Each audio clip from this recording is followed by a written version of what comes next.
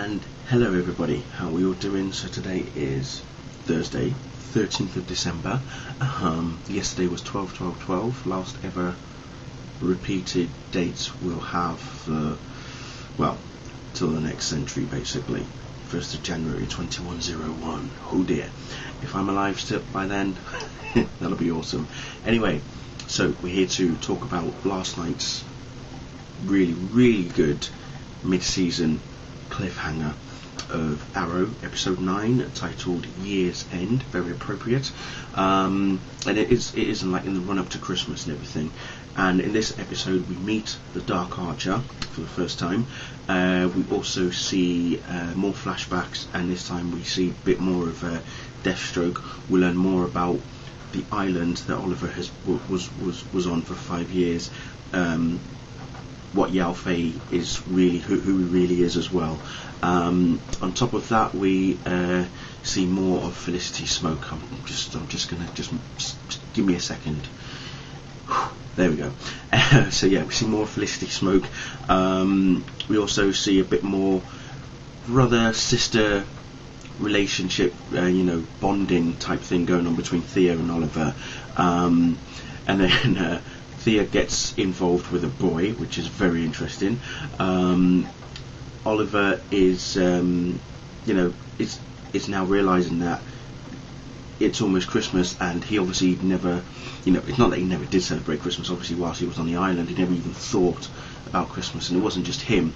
Even his family also didn't really celebrate Christmas after him and his father disappeared. Walter is he's getting himself into hot water, into big trouble. As I say, we see. So all in all, about the Dark Archer, I just want to talk a bit more about him. Some of you people will have had your theories as to who the Dark Archer is, and those of you who would have thought who you think it is who you think it is, and those of you who probably thought who else it was, it isn't who you think it is. So try figuring that one out. It's a bit of a mind-bending twist what I've just done there, but even throughout the whole episode that I was watching it, I thought to myself, the Dark Archer may not be who we actually thought it is. But then when it was revealed who it was, I thought, right, okay, suspicion over, no need to worry now. But at the same time, what the Dark Archer was doing was actually killing the men on Oliver's father's list. So like Adam Hunt, who was the first person that Oliver went after, and then another guy by the name of Wallace, they were both killed. So it's almost as if Dark Archer was going through the list. Now, if you remember from last week's episode, Walter found a book in a grandfather clock, which was investigated by Felicity Smoke.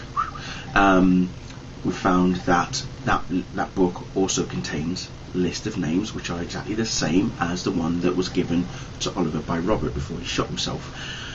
So is someone else plotting something bigger?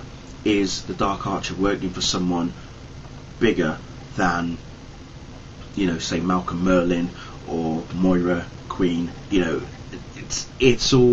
It's going to come to a head eventually by the end of the season, I would imagine. But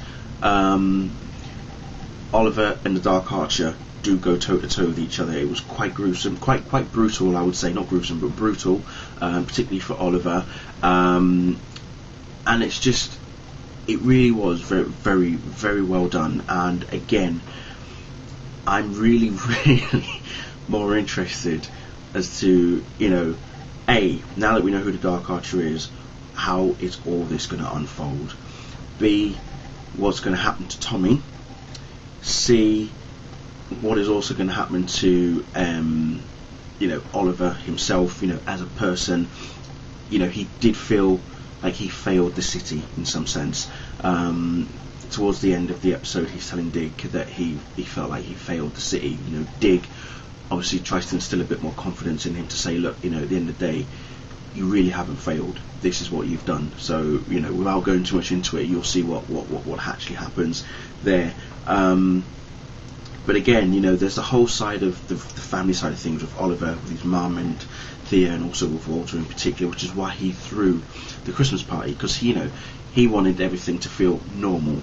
and as I say, between him and Thea having this little bonding relationship thing, and it all comes to a resolution, as I would like to call it, towards the end of the episode again. And even better was how Quentin Lance is helping out the Arrow, or the Hood.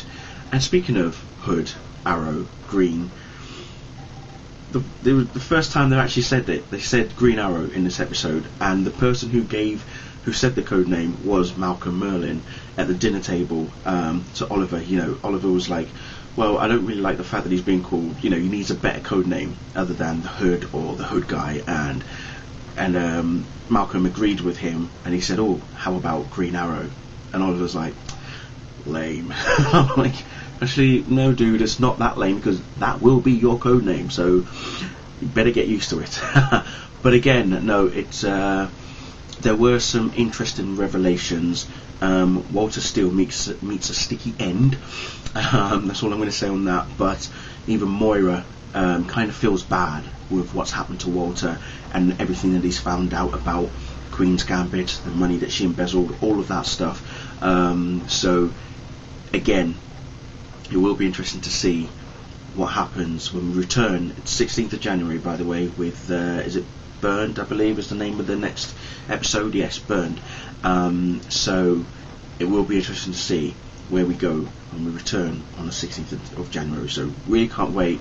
It's just over a month from now, so Christmas break is coming up, so it's understandable. But yeah, can't wait. We'll see how it unfolds. Anyway, thank you all for watching, and I'll see you all soon. Bye.